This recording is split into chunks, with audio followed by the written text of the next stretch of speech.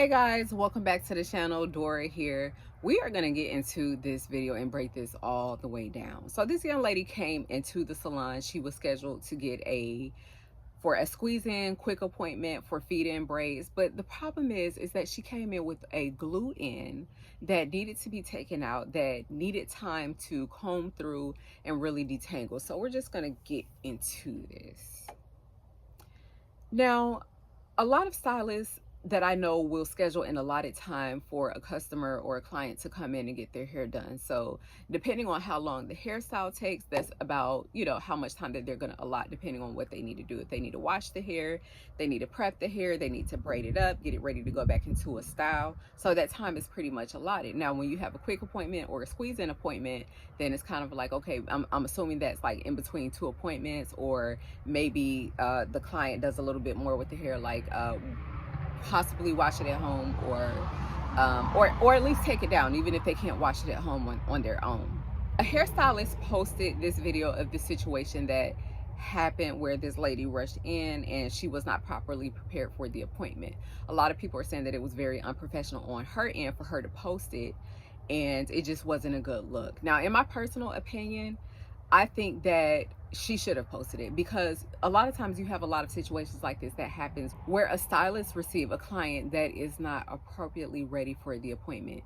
And 9 times out of 10, a lot of times we're seeing videos where the stylist is mostly in the wrong. And you do have some situations where it's just not always the stylist. And, that's just the reality of it. Now, with her scheduling this quick appointment, hopefully she gave her the guidelines, like, okay, come in prepared, or maybe this was already somewhere on the website. Even if it wasn't on the website, it's just common sense and common knowledge to know that with glue, it's a lot more work to get down than the traditional sew-in. You're going to either have to soak that off, you're going to have to put oil on it, it's going to be some combing it out. And I've never been a big fan of glue on the hair anyway, because I just feel like it's unhealthy.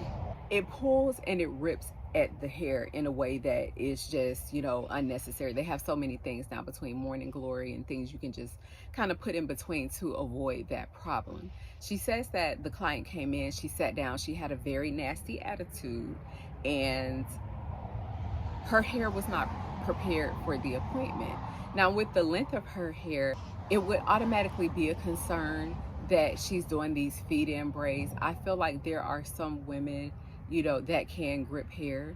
There are some women that could grip hair in any aspect, but I feel like just because the hair is short and it is grippable doesn't always mean that it should be gripped, that it should be pulled and, pulled on in that way.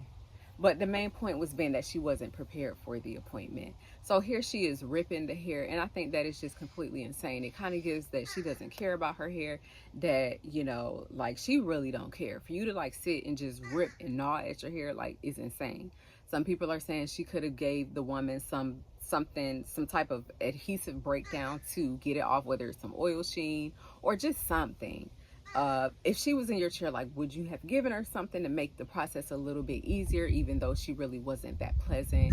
And being in the service industry, sometimes we are going to get those clients that are not as pleasant or not as, easy to deal with as you would like them to be. I am not in the hair industry, but with my industry, I have had the experience of dealing with a client that wasn't so pleasant.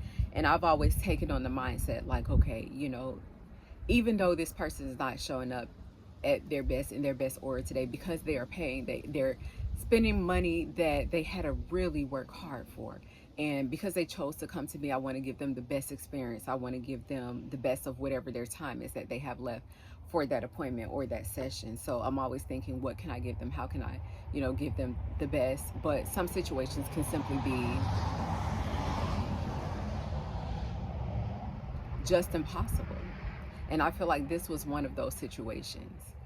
Another thing in the hair industry is, like, as a hairstylist, you go to school for so long, and then some hairstylists, they get out, they take additional courses to learn more about hair care, or whatever styles it is that they offer their clients. And you'll give the clients advice on certain things, and they may not always take that advice. So you may say, hey, don't leave your hair in this long. But then for them, it's like, okay, well, how much worth can I get out of this? How much time can I get out of this for the amount of money that I spent? And it's not always about the timing.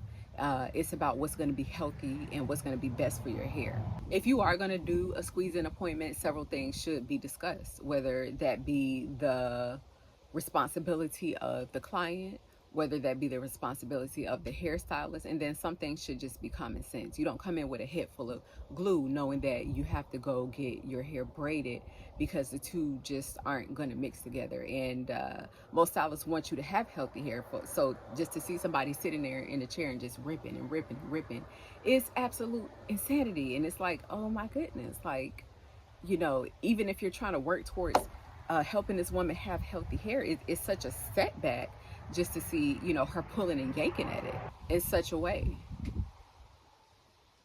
The comments on this video were mixed. Like I said, you have some people that felt like she should have posted the video. I am one of those people who think that, you know, it's fair game. When customers have bad experiences, they're quick to post that. But you don't see a lot of hairstylists posting the content due to professionalism. But I've been seeing a lot more of that lately, even when it comes to the young lady that had the children and she showed up to the apartment. And she seemed, to be honest with you, she seemed like such a sweet young lady. And it was unfortunate that that stylist had to post the video. But a lot of the things that hairstylists go through on a day-to-day when dealing with clients, a lot of people wouldn't believe it unless it was posted, unless they actually see it in 4K.